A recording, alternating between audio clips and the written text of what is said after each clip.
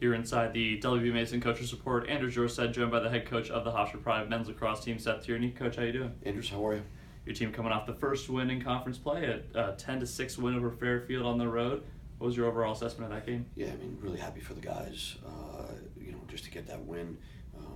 Fairfield has certainly given us problems, ended our season the last 2 years, lost the last 3, and, certainly happy at their place to walk out of a road win, and a road conference win. They're hard to come by, and certainly when you only play 5 conference games and that's what you get judged on, you got to get out of the blocks pretty quick. So getting that first win is huge, and now on to Delaware. Yeah, you talk about the fact that you guys had not had a whole lot of recent success against that team that ended your season last year.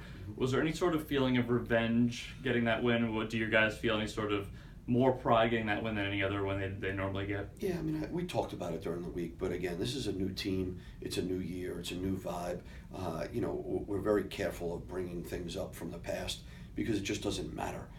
It could motivate you a little bit, but it's not going to matter in the ultimate end score of what the game is. So, did we bring it up? Sure.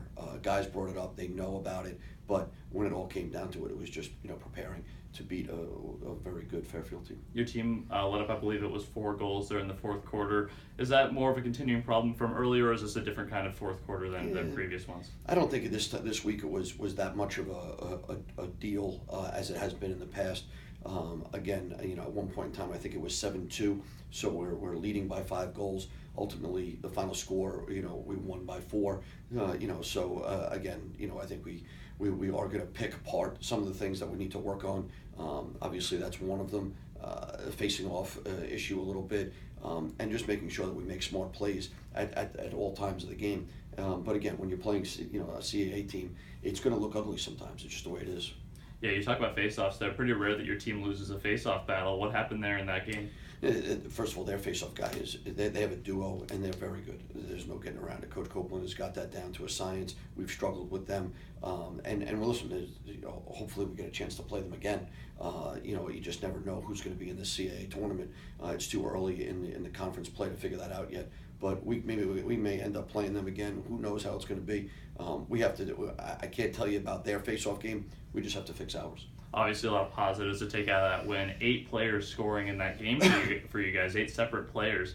What in your offense allowed that to happen, where you had 8 different guys scoring the ball? Yeah, I mean, again, I think it's just a sign of sharing. It's all it is. It's not a sign of this guy's got to get his, and this guy is this, and this guy is that. It's not. It's about who's open. I can't predict how they're going to play us. We just got to be able to run what we want to run, and it all starts with dodging hard, getting to the goal, and if that's the play, then that's the guy that's going to shoot it. If they slide, then let's make simple passes, let's make plays, and let's do what's right by your teammates. What's it say about your defense to allow just 6 goals in each of the last 2 games? Obviously improving from earlier in the season. Yeah, I mean, again, I think that it's a combination of a lot of things. Certainly, Jack in the goal made some great saves inside when they hold Colin Burke to no points. We got the utmost respect for him and for Brett Osman and the whole team to kind of share Colin Burke. That's a huge thing because he's the heartbeat of their team, and certainly happy for the defense in regards to that's one of our goals is to hold people to 6 or 7 goals. But we just need to clean up a few things. When you look at the 6 that they did get, the first one was in transition off of our transition. The next one was on man up. Then we had a little breakdown when we went zone. So we've got some things that we need to clean up.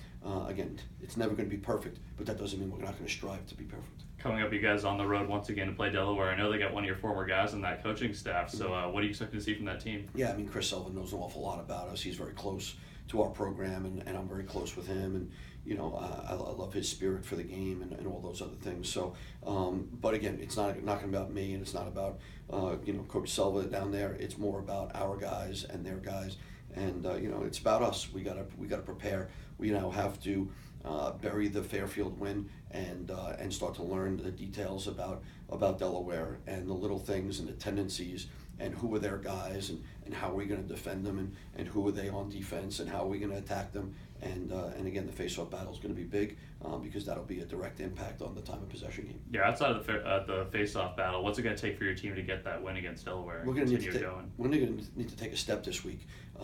It's that time of the year where some teams may not be getting better, some teams are staying the same.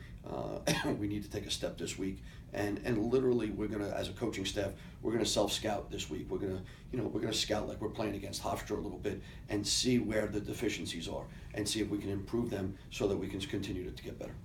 He's Seth Tierney, the head coach of the Hofstra Pride men's lacrosse team. Coach, thanks for joining us. Thanks for having me, Andrew. And thank you for watching the W Mason Coaches Report on GoHofstra.com.